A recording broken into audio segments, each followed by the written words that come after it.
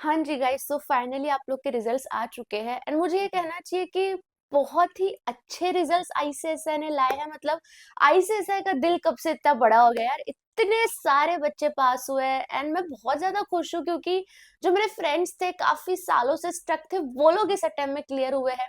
इतना ही नहीं, रैंकर्स में जो बच्चे 4-5 साल से उन्होंने स्टक हो गए थे अपने अटेम्प्ट में वो लोग भी क्लियर हुए हैं। जो पहली बार अटेम्प्ट दिए वो भी क्लियर हुए हैं। तो big congratulations to all the students जो अपना सीएस एग्जाम्स क्लियर किए हैं। बट ये वीडियो उन लोगों के लिए है जो क्लियर नहीं कर पाए हैं, या तो उनको एक ग्रुप में अटेम्प्ट लगा है या तो दोनों ग्रुप में अटेम्प्ट लगा है। इस वीडियो में हम plan of action in detail step wise देखने वाले हैं कि अभी आपको आगे क्या करना चाहिए जिससे जून अटेम्प्ट में तो आप पक्का क्लियर हो ही जाओगे। So yes friends, welcome back to my channel. This is Neha Patel and ये video I would really request कि वो सारे बच्चे देखे जो अपने दिसंबर 2024 के अटेम्प्ट में क्लियर नहीं कर पाए हैं, चाहे एक ग्रुप या दोनों ग्रुप हो, क्योंकि इन डिटेल मैं आपको बताने वाली हूँ कि अभी आपको क्या करना है। सबसे पहले तो एक खुश खबरी देना चाहती हूँ कि जो भी बच्चे क्लियर नहीं हुए हैं उनके साथ मैं फ्री मेंटोरशिप करने वाली हूँ रैंकर्स वेब में। तो जो बच्चे क्लियर नहीं हुए उन्हें अगर टेस्ट सीरीज भी चाहिए, फ्री मेंटोरशिप भी चाहिए, तो रैंकर्स वेव में टिल 28 फेब ये ऑफर चल रहा है कि आपको मेरे साथ फ्री मेंटोरशिप तो मिलेगी ही, प्लस 40% ऑफ में आप अपना मनपसंद टेस्ट सीरीज भी ले सकते हो। कोड फ्री मेंटोरशिप यूज करना एंड ऑलरेडी 50+ बच्चों ने इसमें एनरोल कर लिया है। कल ही जस्ट दोपहर को अनाउंस किया था, उसके बाद भी एंड अभी जस्ट 50 सीट्स बची हुई है। तो लिमिटेड सीट्स है, लिमिटेड टाइम के लिए है, तो जल्दी से एनरोल कर लेना। चलो अब जानते हैं कि अभी आपको आगे क्या करना चाहिए। सबसे पहले तो मैं आपको ये कहूंगी कि यार प्लीज आइडेंटिफाई कर लो कि आप कहाँ लैक कर रहे हो। क्या आपका कॉन्सेप्ट क्लैरिटी सही नहीं था? क्या आपको रिकॉल नहीं हो रहा था? क्या आपका पोर्शन टाइम पे खत्म नहीं हुआ था? क्या आपको राइटिंग में दिक्कत आ रही थी? इश्यू क्या थी? क्योंकि आप एग्जाम देकर आए हो, आपको पता है पेपर कैसा है, आपको मार्क्स भी मिल चुका है। आपको ये आइडिया लगाना पड़ेगा क्लियर कट प्रॉब्लम कहाँ है। इसको बिल्कुल ऐसा समझो कि आपकी बॉडी है, दर्द पैर में हो रहा है, बट आप इलाज हाथ का किए जा रहे हो, कुछ कुछ नहीं होना, कोई फर्क नहीं पड़ेगा। बिल्कुल इसी तरीके से समझो अगर आपके राइटिंग में प्रॉब्लम है और आप बार बार कॉन्सेप्ट रिवाइज करते जा रहे हो, पढ़ते जा रहे हो, क्या होगा? कुछ नहीं होगा ना। तो इसलिए बहुत ही ज्यादा जरूरी है फर्स्ट स्टेप, आइडेंटिफाई। आपको क्या लगता है आप किस रीजन से फेल हुए हो, एंड इफ रिक्वायर्ड ना तो आप अपना कॉपीज मंगवाइए भी एंड कॉपीज चेक करिए। तो सबसे पहला स्टेप, इसको चाहिए तो आपको 1 दिन लगाओ, 2 दिन लगाओ, एक हफ्ता लगाओ, बट इसके बिना प्लान ऑफ एक्शन नहीं बनेगा। पहला आइडेंटिफाई करना पड़ेगा और उसके बाद ही क्यूरेटेड प्लान ऑफ एक्शन हम बना पाएंगे। सेकेंड स्टेप समझो अपना आइडेंटिफाई कर लिया है, अब क्या करना है। अब कुछ बच्चे होंगे जो एक ग्रुप निकल गए हैं, अब एक ग्रुप पेंडिंग है, तो उनका तो विजन क्लियर है कि उनको जून में अभी जो पेंडिंग ग्रुप है वो देना है।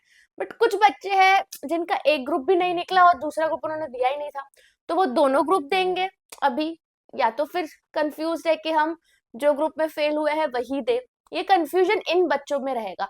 तो वो कंफ्यूजन मैं दूर कर सकती हूँ कि अगर 2 सब्जेक्ट्स ऐसे हैं जो आपको फ्रेश पढ़ने पड़ेंगे, सिर्फ 2 है, तो आप दोनों ग्रुप दे दो जून में।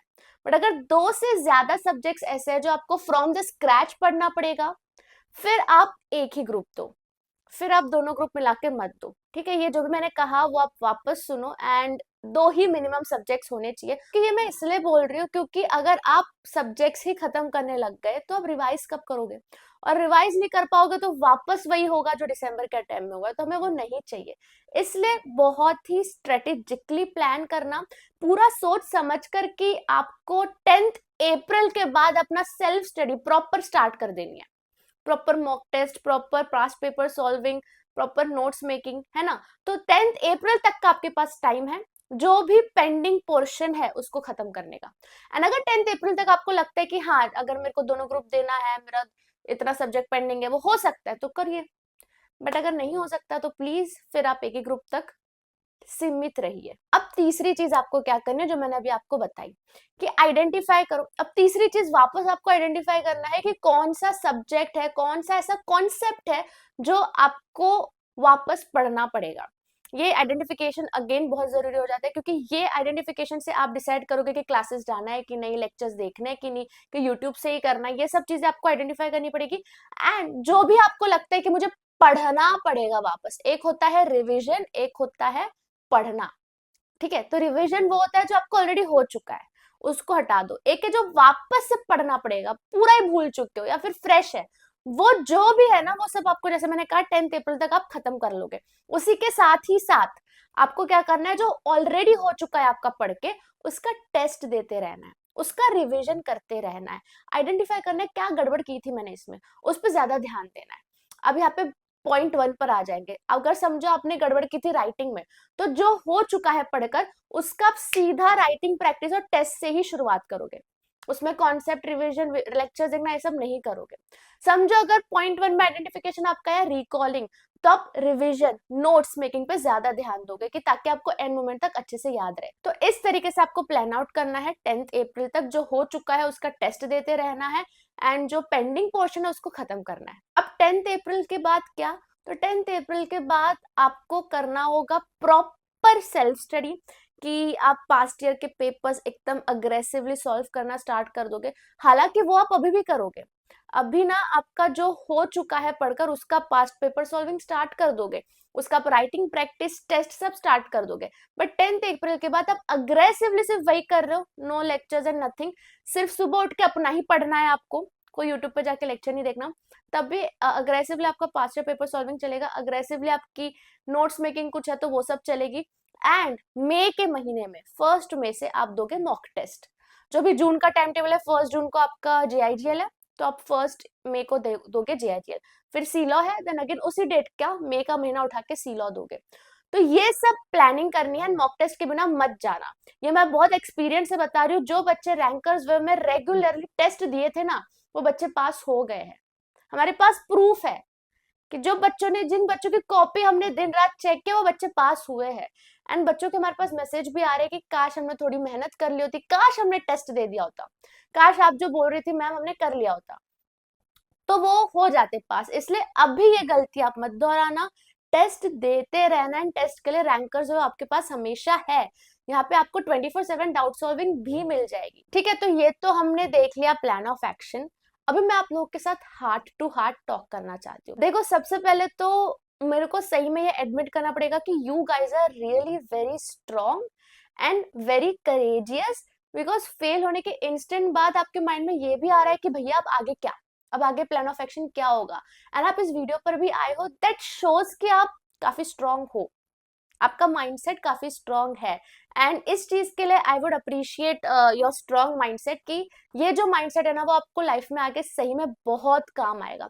क्योंकि हम जैसे लोग जो एक ही अटेम्प्ट में क्लियर हो चुके हैं, है ना, अगर हम लोगों की लाइफ में अभी कुछ ऐसी इश्यू आ जाती है जहां हम स्टक हो जाते हैं, जहां हम नहीं कर पाते, आप लोग ना उस सिचुएशन को बहुत अच्छे से आगे मैनेज कर लोगे, क्योंकि आप ऑलरेडी गो थ्रू कर चुके हैं, आपके पास वो एक्सपीरियंस है। एंड अगर आप लोग ऐसा सोच रहे हो ना कि कंपनी हमको नीचा देखेगी या फिर हमको सोचेगी कि इनको कुछ नहीं आता, तो ये बिल्कुल गलत है।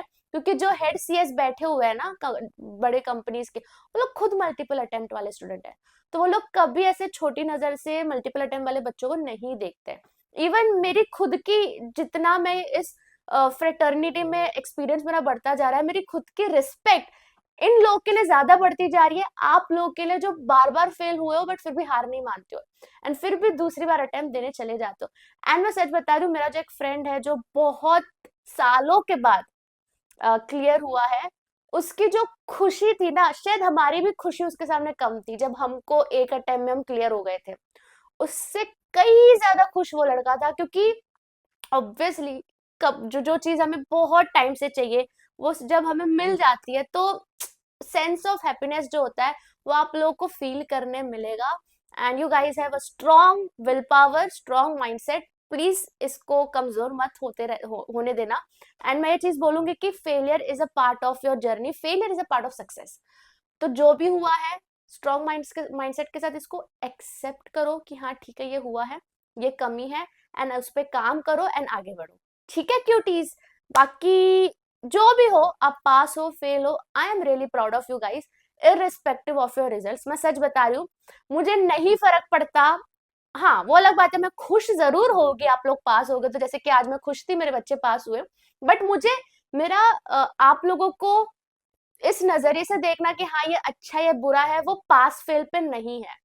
ठीक है, मैं खुद इस इंडस्ट्री में रह चुकी हूँ, मैं खुद ये स्टूडेंट रह चुकी हूँ, तो मुझे पता है पास फेल से कोई जज नहीं कर सकता। मैं तो कभी नहीं करूंगी आप लोग को जज कि आप फेल हुए तो भाई मैं तुमसे बात ही ना करूं, या मैं तुम्हारी तरफ देखूं ही ना, मैं तुमको ऐसे डाउन समझू। तो irrespective of your result, I have respect for you and I'm really proud of you guys। And मेरा प्यार हमेशा आप लोग के लिए बिल्कुल ऐसा ही रहेगा। सो मेहनत करते रहो एंड अपने लाइफ में आगे बढ़ते रहो।